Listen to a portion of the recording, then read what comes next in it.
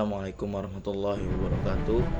Halo teman-teman, perkenalkan nama saya Muhammad Ruzan Anwar dengan NIM 2511101096.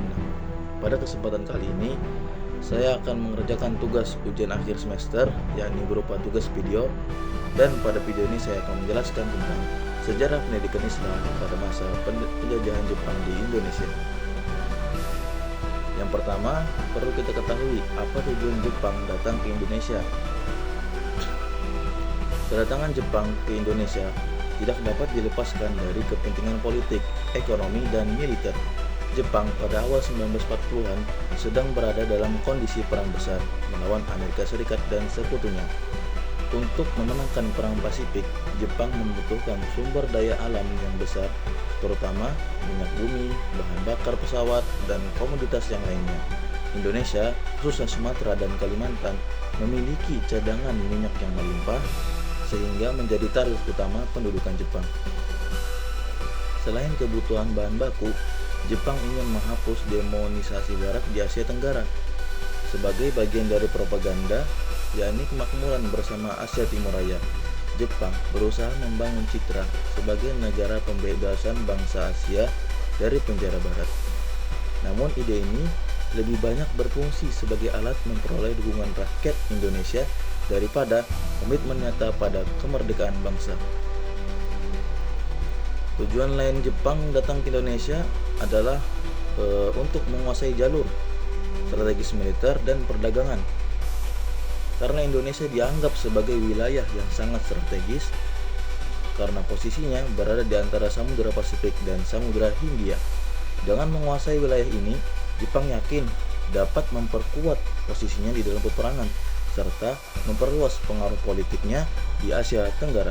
Oleh karena itu, pendudukan di Indonesia merupakan langkah penting memperkuat pertahanan Jepang pada era Perang Dunia II. Kemudian kita masuk ke pembahasan selanjutnya, yakni kebijakan pemerintahan Jepang dalam bidang pendidikan. Yang pertama, pemerintahan Jepang menghapus sistem pendidikan Belanda. Begitu menguasai Indonesia, Jepang langsung menguburkan sistem pendidikan Belanda dan menggantinya dengan sistem yang lebih sederhana. Sekolah-sekolah Belanda diganti namanya menjadi bahasa Jepang. Selain itu, kurikulum yang memuat pemikiran Barat dihapus dan diganti dengan kurikulum yang menekankan nasionalisme bangsa Jepang. Yang kedua, penanaman disiplin dan semangat militer Jepang sangat menekankan latihan fisik, kedisiplinan, dan loyalitas pada Kaisar Jepang. Siswa diwajibkan mengikuti latihan Taiso dalam bahasa Jepang, yang artinya dalam bahasa Indonesia senam Jepang, latihan baris berbaris, dan berbagai kegiatan militer lainnya. Hal ini bertujuan untuk mempersiapkan mereka sebagai tenaga pendukung dalam perang Jepang melawan Amerika dan sekutunya. Yang ketiga, penerapan bahasa Jepang. Jepang memperkenalkan bahasa Jepang sebagai bahasa resmi, administrasi, dan pendidikan teman-teman. Di sekolah-sekolah, bahasa Jepang diajarkan sebagai mata pelajaran wajib.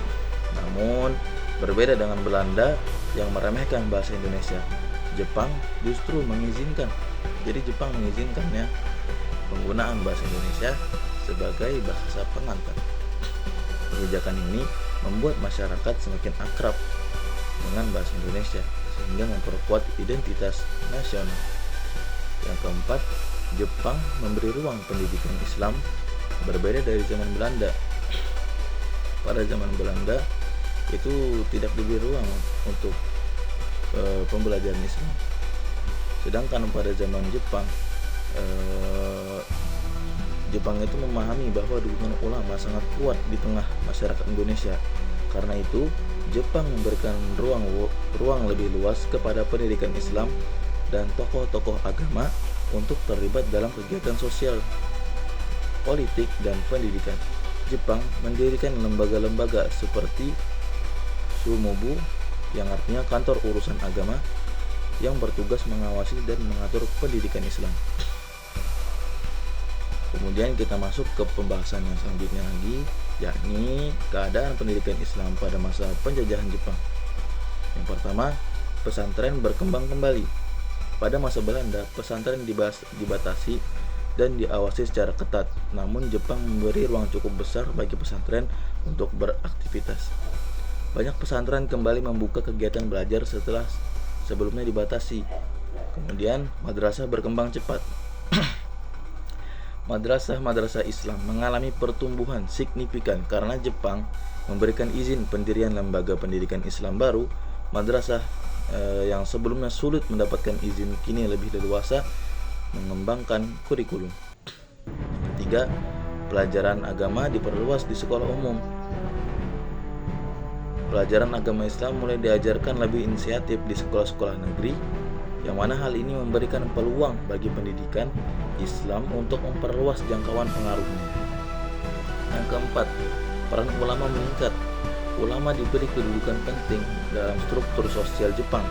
Mereka diundang untuk menghadiri pertemuan-pertemuan resmi dan dijadikan tokoh pembina masyarakat.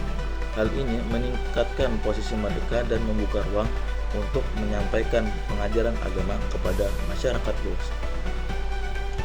Kemudian kita akan menyebutkan siapa saja sih tokoh-tokoh pendidikan pada masa era penjajahan Jepang. Yang pertama ada Kiai Hasyim Asy'ari. Beliau ini adalah pendiri NU atau Nahdlatul Ulama dan pemimpin pesantren Tebu Ireng pada saat itu. Beliau diangkat Jepang sebagai penasihat keagamaan, namun beliau tetap kritis terhadap kebijakan Jepang. Dan beliau juga pernah ditahan karena menolak praktek penghormatan kepada Kaisar Jepang. Kemudian Kiai Haji Zainal Mustafa.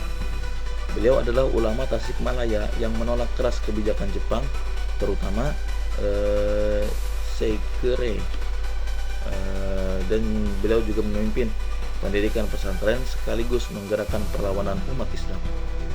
Kemudian Mahmud Yunus. Mahmud Yunus ini adalah seorang tokoh pendidikan Minangkabau yang aktif di Majelis Islam Tinggi, yang mana beliau juga berperan mengembangkan kurikulum dan sistem madrasah selama masa penjajahan Jepang. Kemudian ada Jamil Jambek, yakni beliau adalah seorang ulama Minangkabau yang memimpin Majelis Islam Tinggi bersama Mahmud Yunus. Beliau juga terlibat dalam pengaturan pendidikan awaliyah dan madrasah. Kemudian yang terakhir adalah Bung Hatta atau wakil presiden pertama kita.